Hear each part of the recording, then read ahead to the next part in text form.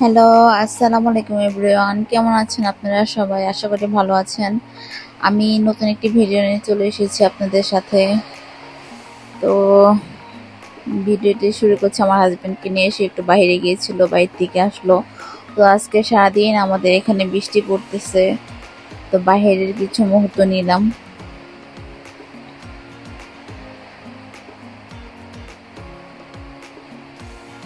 তো এখানে কি কি রান্না করতেছে আমি দেখতেছি। এখানে খিচুড়ি বসাইছে আপু, তো ডিম রান্না করছে, ডিম দিয়ে খিচুড়ি খাবো দুপুরে।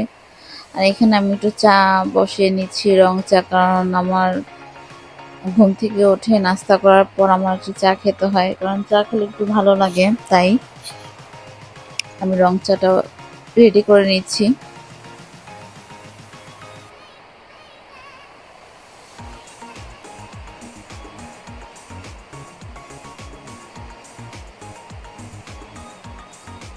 আর আপনারা তো সবাই জানেন আমার হাতে অনেক ব্যথা ছিল, আমার পাকঘরের অবস্থা খুবই খারাপ, ঠিক আছে? এখানে ময়লা বোঝা যাইতেছে, প্লিজ কেউ মাইন্ড করবেন না। এই জন্য আমি পরিষ্কারও করতে পারি না হাতের অবস্থা খারাপ দেখে।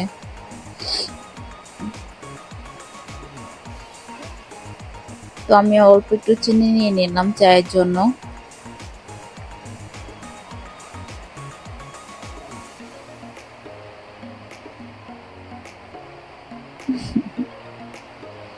তো আমি চায়ে আবার লবণ খাই, সামান্য একটু লবণ নিয়ে নিলাম।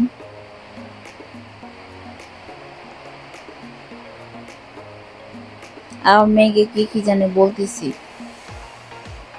তো এখানে কিছু টুকিটাকি থালা বাসন ছিল, ওগুলো পরিষ্কার করে নিচ্ছি।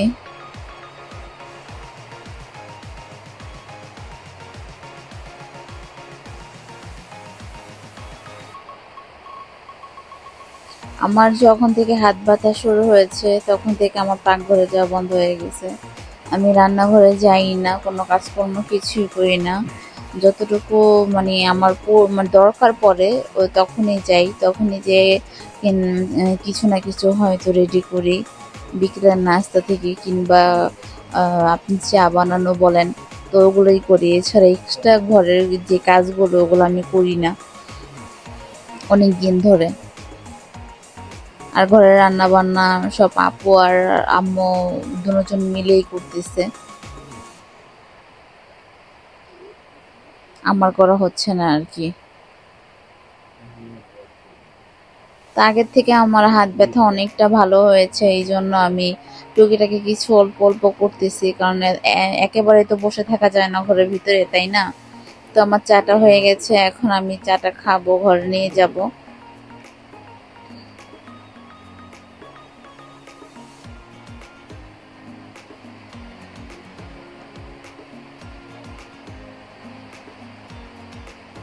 তো এই যে আমি ঘরে এসে পড়েছি, আর এখানে বসে বসে আপনাদের ভাইয়ের সাথে একটু কথা বলতেছে, মানে আমার হাজবেন্ডের সাথে। আর আমার মেয়েও আছে। আর আমার মেয়ে ক্যামেরা দেখলে তো একেবারে ক্যামেরার বিশ্ব সুন্দরী হয়ে যায়, কি পোজ নিবে সে দিশা পায় না ক্যামেরা দেখলে।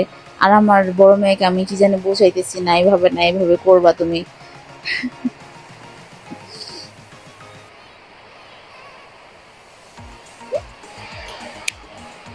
তো এই যে দুপুরে বলেছিলাম খিচুড়ি আর ডিম দিয়ে খাবো, দুপুরের খাবার আমাদের।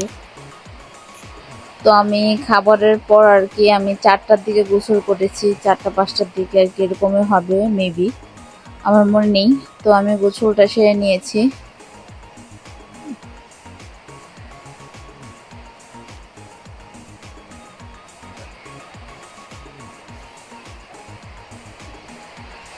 এখানে আবার আমার চাদরটা অনেক ময়লা হয়েছে, এই জন্য ভাবলাম বিছনা চাদরটা উঠিয়ে নতুন একটা চাদর বিছিয়ে ফেলি।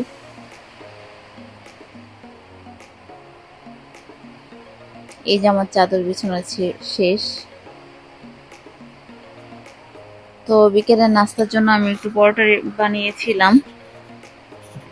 পরোটা বানানোর পর আমি আবার আম খেয়েছি, আমাদের গাছের আম, টক মিষ্টি আম, বেশিরভাগই মিষ্টি টকের থেকে।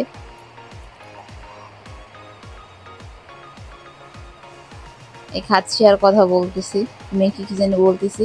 তো আমার ভিডিওটা আমি এখানে শেষ করব। সবাই ভালো থাকবেন, সুস্থ থাকবেন। আর আমাদের জন্য দোয়া করবেন। আল্লাহ হাফেজ। আর আপনাদের জন্য দোয়া রইল। আল্লাহ হাফেজ সবাইরা।